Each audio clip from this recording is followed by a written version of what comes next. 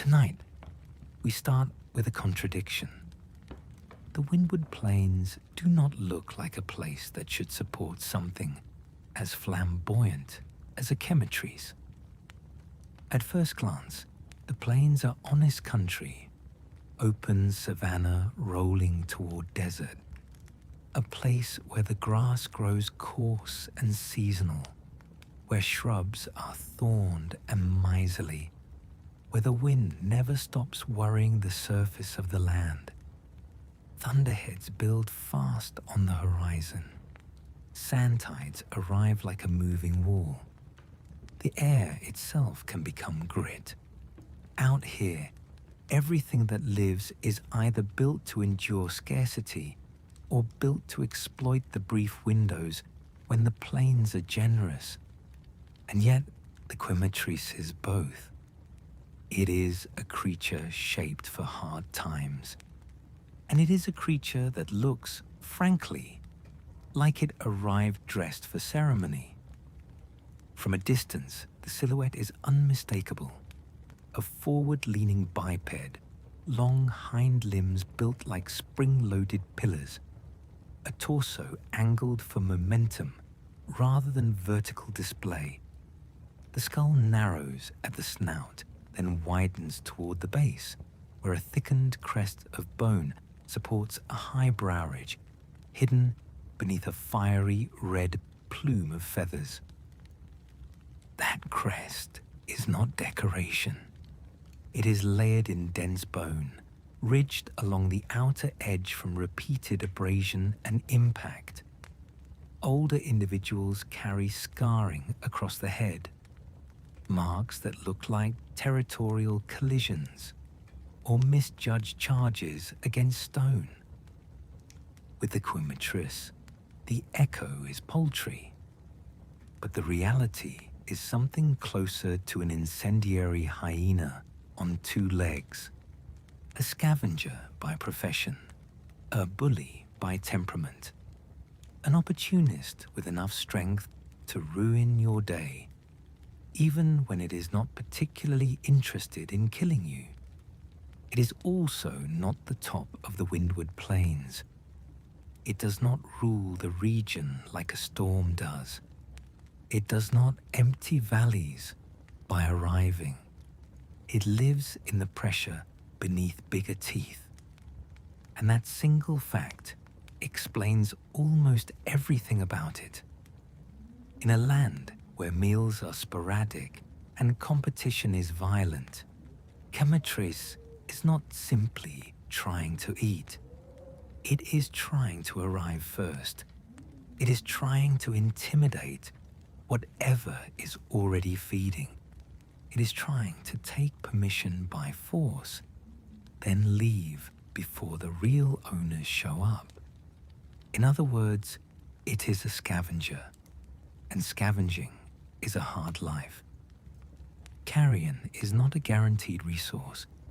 It is an argument. It is a race. It is a negotiation conducted with teeth. The Windward Plains supply a surprising amount of death. Seasonal harshness claims the weak. Drought takes the slow. Lightning and stampede injuries finish what hunger begins. The sand-tide storms can kill outright. Even now, large herbivores like Keratinoth and Deladon go down in numbers during the worst cycles, and when they do, their bodies become anchors in the ecosystem. Everything that eats meat or steals it gets pulled toward them. In many environments, microbes and insects dissolve this resource quickly. Here, the semi-arid climate slows decay just enough to make carcasses worth fighting over. A body does not vanish overnight.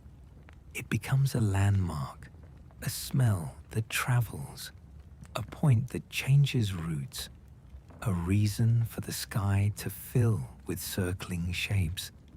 And where carcasses become landmarks, scavengers emerge as specialists, animals built to find dead things crack them open, transport them, cache them, and hold them against theft.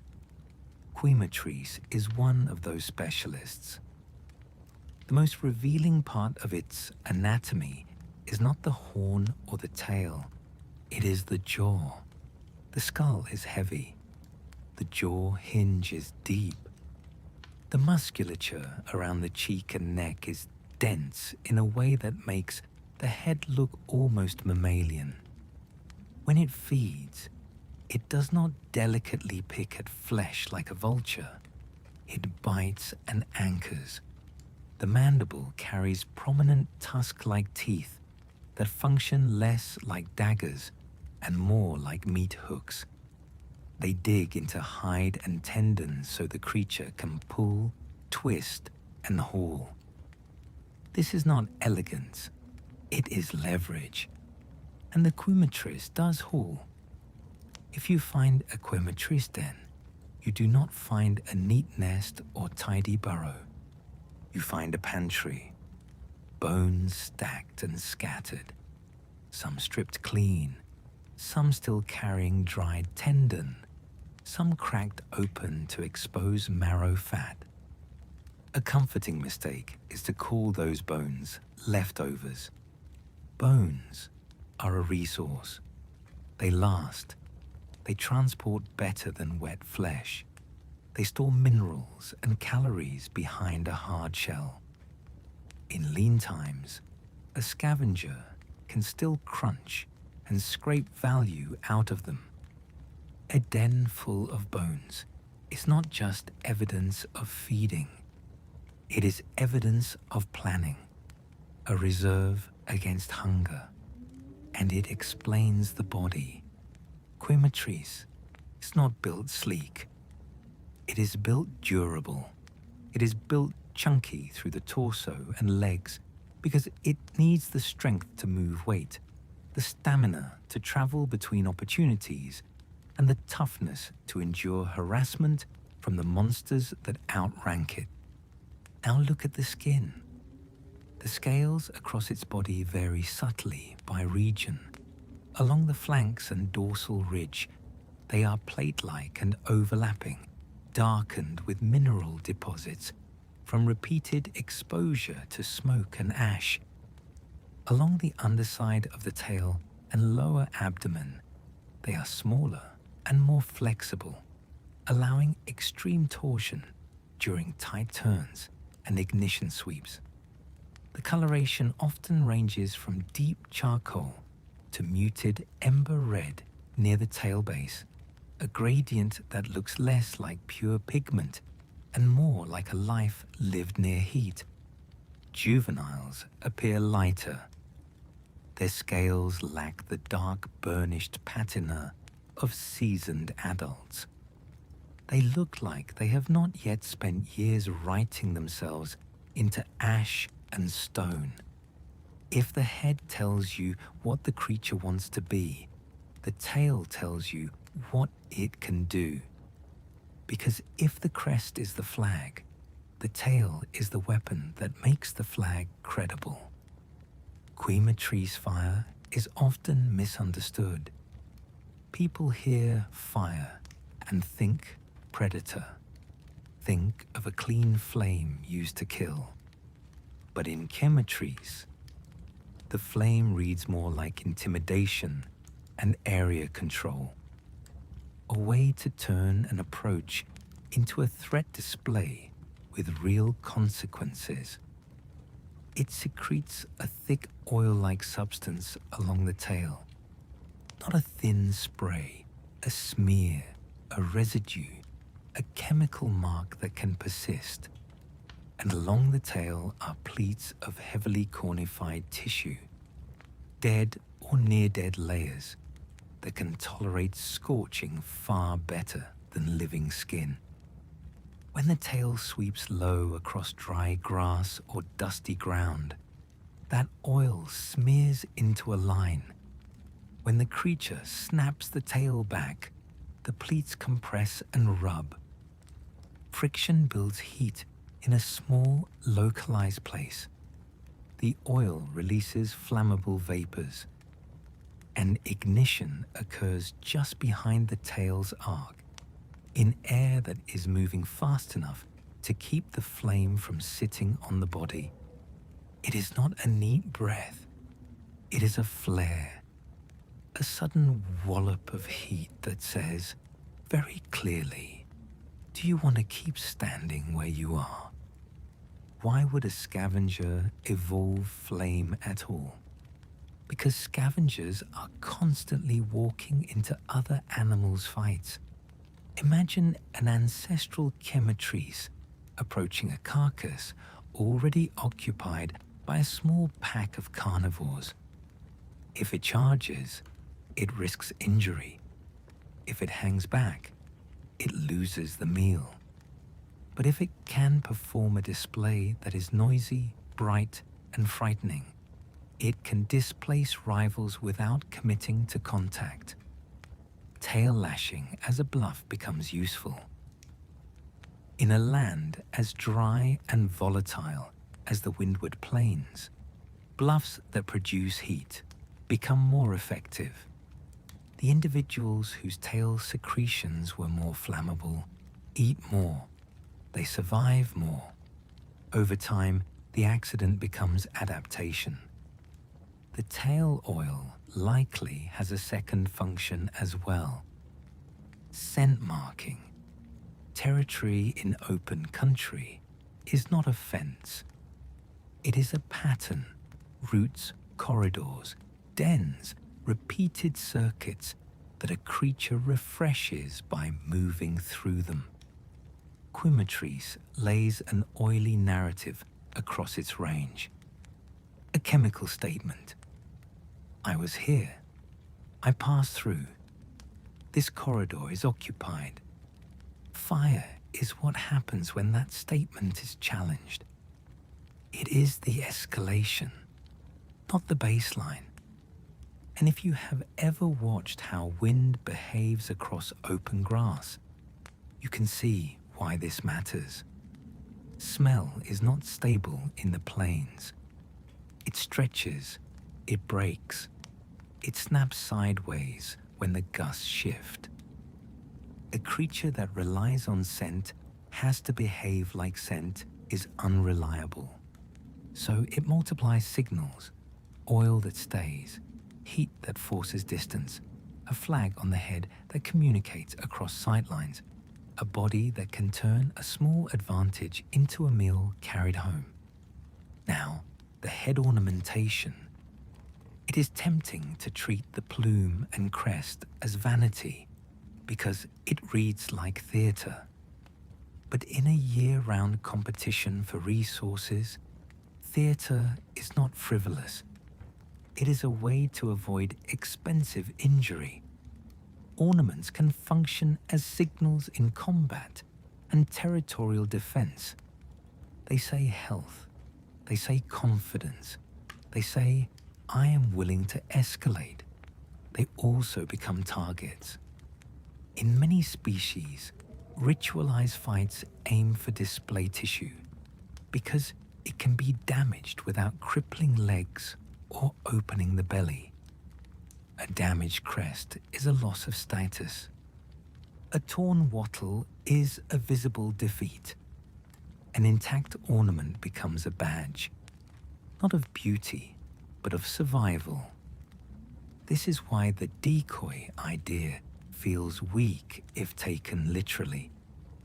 A decoy on top of your vulnerable head is not a decoy, but as a ritual target, it becomes plausible. If Quematrice clash by striking at ornaments, then the ornaments are both signal and sacrifice, a compromise between violence and survival. We do not have definitive confirmation of strong sex dimorphism in the field, and it may not matter. If carrion competition is intense for everyone, ornamentation can be year-round. A flag for food, not only a flag for mates. Now, because we have the flag and the weapon, we can talk about the niche. The Quematrice survives by orbiting violence, The plains have hunters that generate carcasses with regularity, and scavengers follow them the way shadows follow moving bodies. In our own world, brown hyenas are heavily subsidized by lions. The cats make big kills. The scavenger lives by arriving after. The windward plains run on similar logic. Natural mortality contributes, yes, but the most reliable donors are predators that make big kills and do not fully consume them. Sometimes because they are interrupted, sometimes because they move on, sometimes because their feeding style leaves usable mass behind. Packs of Talioth are a particularly elegant example. Their unusual cross-built jaws function like living tools. They can wrench apart armored hide in a way that resembles a crossbill prying open cones, except here, the cone is a Caratinoth's flank. They hollow a carcass quickly. They extract organs and muscle through narrow openings. Then they move. What remains can look, from a distance, almost intact. A shell, a husk with edible mass still present.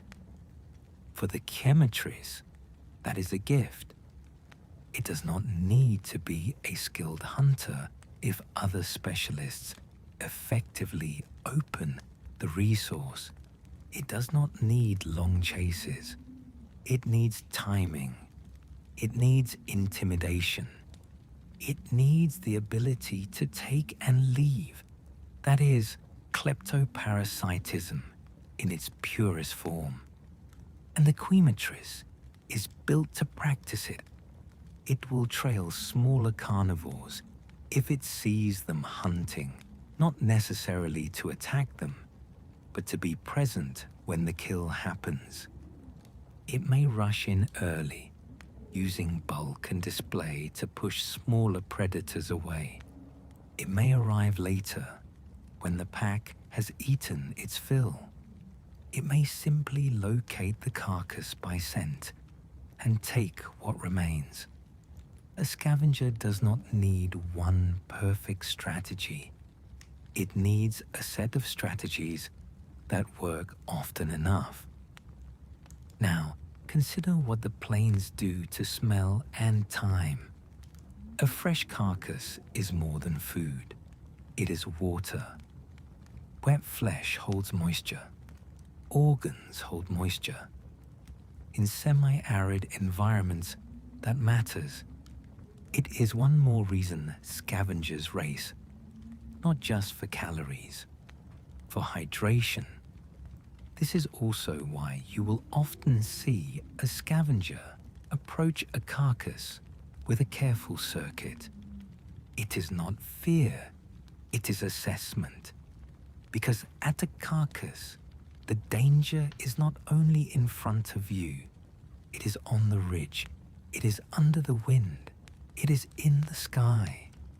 Aerial scavengers are fast informants. They circle where death is. They descend where feeding is safe. A land scavenger that watches the sky can find meals without smelling them first. Quematrice can clear a ring of birds by force and heat when it arrives, but it can also use them as signs. Where the birds gather, the plains are pointing. Now movement. People see the bulky body and assume it is slow. They see it, rarely hunts, and assume it cannot chase. But movement is not only about speed, it is about purpose. Quematrice moves like a creature designed to travel between opportunities rather than pursue prey for long distances. It is capable of short, powerful bursts, enough to close on a fleeing rival, enough to rush a smaller predator off a carcass, Its gait is efficient. The legs are robust, built to support dragging and hauling. When it runs, the head stays surprisingly stable. The tail acts as a dynamic rudder, counterbalancing sudden pivots. Those pivots matter because the tail is an instrument. The creature must be able to swing it with precision, stop and start the arc, strike ground, recoil, lash again, while keeping its core mass from tipping. The pelvis and spinal musculature reflect that. Thick, reinforced, built for torsion. Watch a Quematrice at a contested carcass, and you will see the geometry. It does not stand still and chew peacefully. It circles, it postures, it turns its flank slightly, presenting body size. The ornamentation lifts and flares. Then the tail sweeps low in a broad arc, smearing oil onto the ground. Then it snaps back. Pleats compress. Heat builds. Vapors catch. Ignition. The flame is not primarily aimed to cook prey. It is aimed to make the space around the carcass uninhabitable for anything that does not want to be burned. It divides ground into safe and unsafe regions. It fences the approach. It makes routes expensive. That is why its tail strikes feel dangerous, even when the animal itself is not the most powerful thing present. Heat buys seconds. Seconds are value. Seconds are a mouthful torn free. Seconds are a haunch dragged away. Seconds are distance. And yes, it retreats. That is part of the scavenger strategy too. Victory is not standing over a carcass for hours. Victory is extracting value quickly and storing it. Hooked teeth, robust legs, a willingness to drag meat away. All of it points to central place foraging. Haul resources back to a den. Reduce theft risk. A carcass in the open is a public table. Food at home is private. How does it resist its own fire? The burn is external. The tissues involved in ignition are designed to be expendable. Those tail pleats can char and slough. If they are constantly regrown, burning becomes tolerable.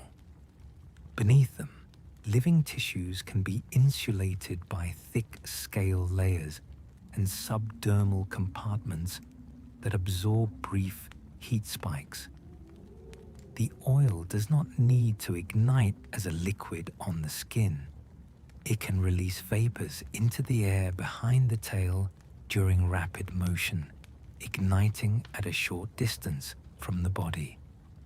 The animal's own movement creates separation, a small gap, the difference between weapon and self-harm.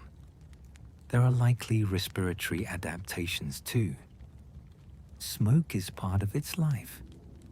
If it ignites frequently, if it operates around burns, then lungs and nasal passages must handle particulates. Filtration helps. Labyrinthine nasal cavities lined with sticky mucosa can trap ash before it reaches delicate tissue. Behavior helps too. Positioning, stance. The plains are always windy, and the Quematrice often chooses angles that put smoke downwind. It does not need to understand wind academically. It only needs to survive long enough for instinct to become reliable. Now, relationships. Start with the small opportunists. because they reveal the niche. Aerial scavengers arrive first. They strip quickly. In many ecosystems, they are the bane of ground scavengers because their advantage is perspective. But Quematrice brings bulk and heat. It can clear birds easily, and it can read them. A sky with circling shapes is a map. Now consider other land monsters.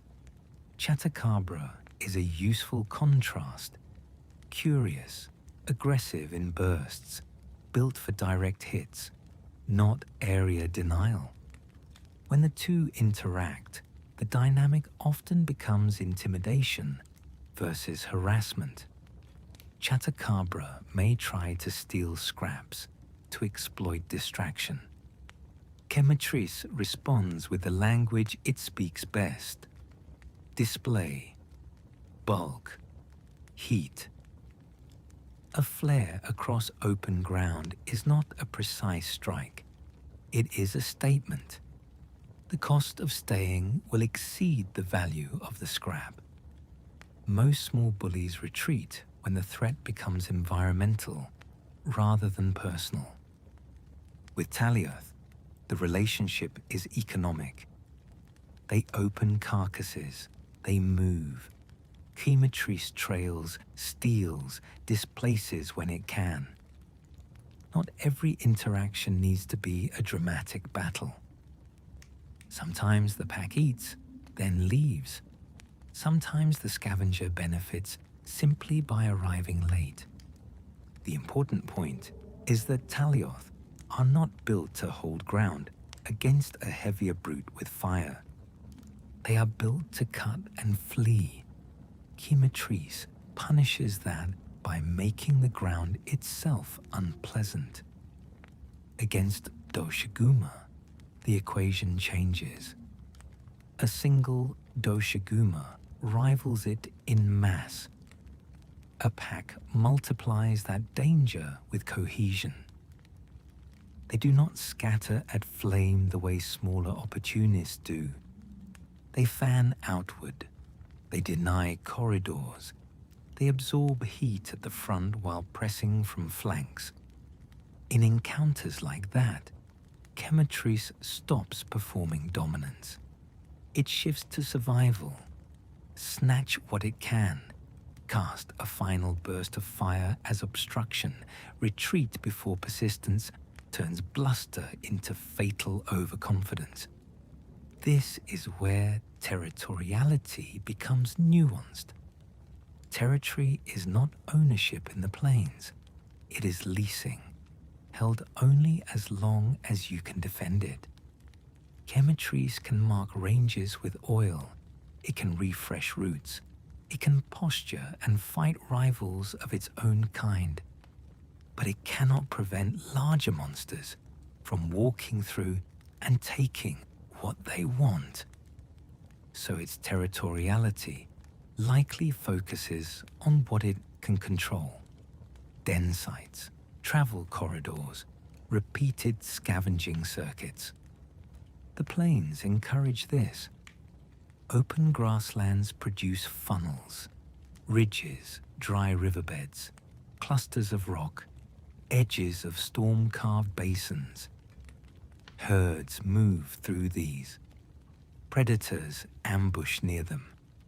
Carcasses accumulate near them. A scavenger that learns these patterns operates with efficiency. Quematrice patrols, refreshes oil marks, returns to the same corridors. Not because it is sentimental, because it is practical. When two Quematrice overlap in these circuits, conflict follows. Here, the ornamentation becomes function in motion. Bodies stiffen, crests flare. Individuals engage in face-offs that are half threat, half test. If neither yields, escalation is likely aimed at the display. Damage the crest, tear the wattle, win dominance without breaking legs. an intact ornament becomes credible. Not because it is pretty, because it says, I fight and I survive. Now, why does it sometimes hunt at all? Because the plains do not offer perfect scavenging every day. Carrion can be scarce, and when it is scarce, a scavenger either starves or risks opportunistic hunting. Quematrice is a compromise animal, an all-rounder designed for harsh unpredictability. Robust legs for hauling also provide power for short charges. A heavy jaw built to crack bone can deliver severe bites. A tail built for display can injure and control space. When it does hunt, it likely targets the vulnerable, injured after storms, juveniles separated from herds, animals slowed by sand-tide fatigue. Short, violent episodes, not a life built around consistent killing. Now consider human presence. There is a reason travelers complain that Quematrice ransack camps. The simplest explanation is the most consistent. It is looking for food, meat smells, ration smell, smoked supplies smell. A scavenger's nose is its livelihood. A camp is, from the animal's perspective, a suspiciously convenient carcass that never rots. When it tears through packs and crates, it is not evil. It is opportunism. It is ecology. This has cultural consequences.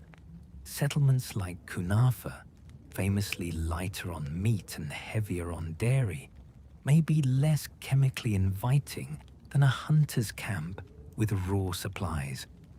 Whether that is deliberate adaptation or coincidence, the point stands.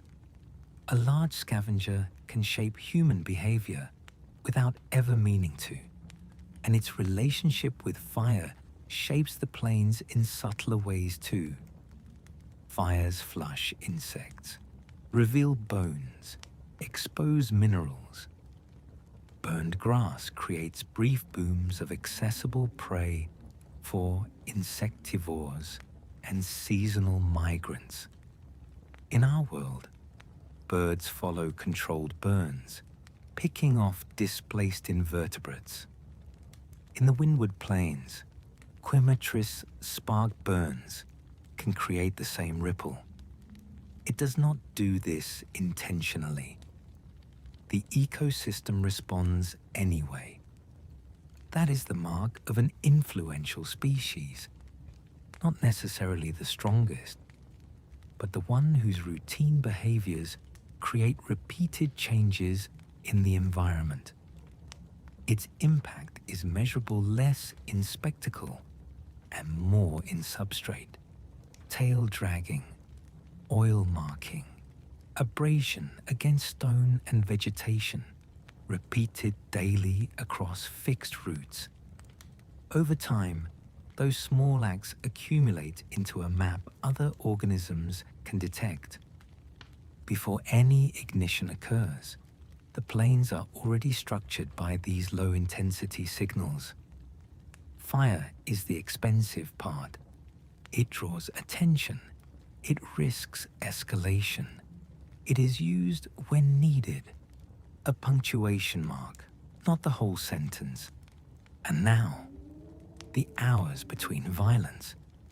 Because the most convincing way to treat it as an animal is to consider the mundane life. A Quematrice moving across the windward plains is rarely aimless. It follows routes, ridge to ridge, windbreak to windbreak. The head tilts slightly as if listening.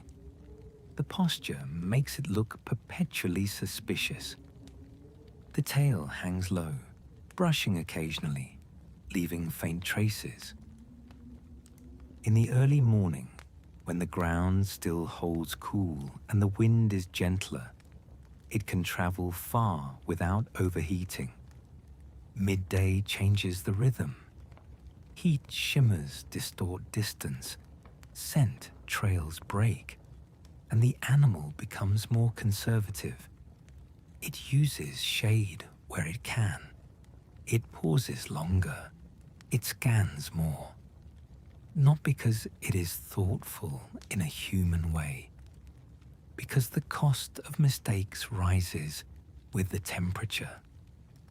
When it catches scent of death, movement tightens, head lowers, pace becomes a purposeful lope, not a sprint.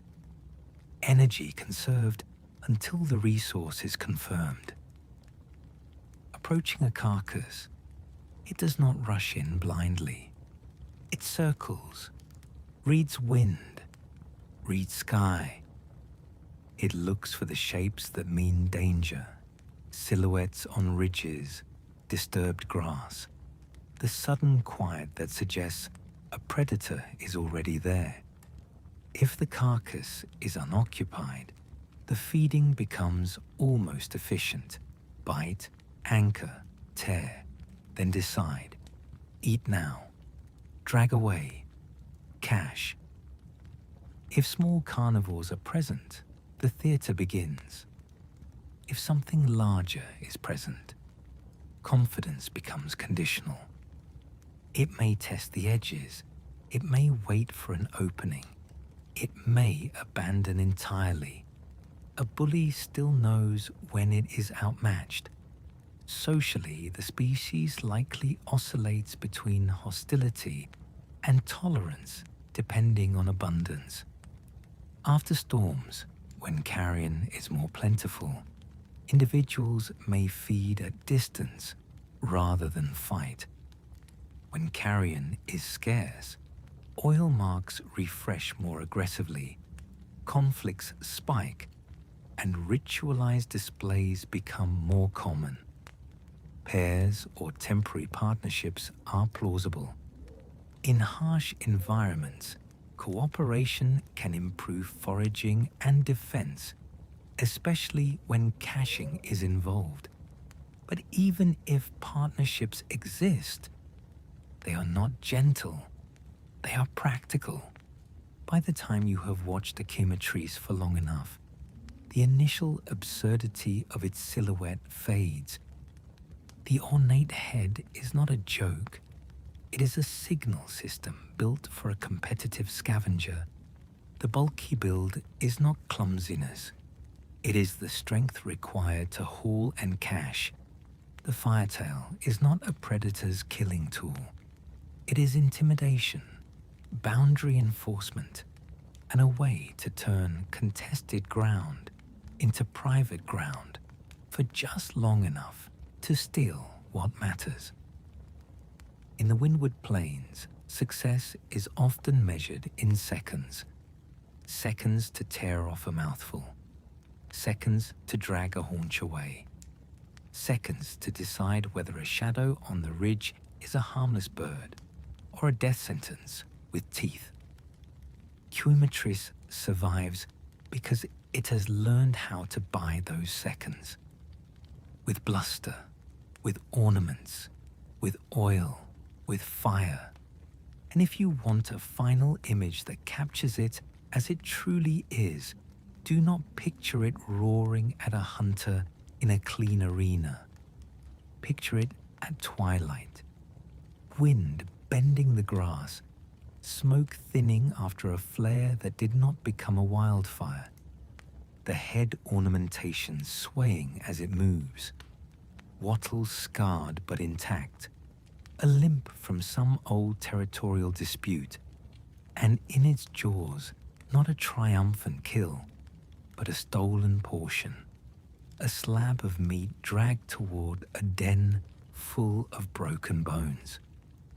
While smaller opportunists skitter at the edges, waiting for the moment it releases its claim. It is not the king of the windward plains.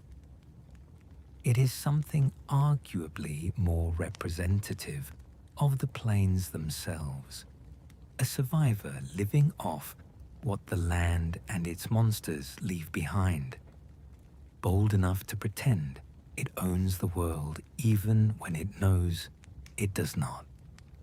That is the Quematrice, the rambunctious scavenger, the ornate bully, the fire-tailed negotiator of carrion, writing its life story across the grass in oil stains and ash.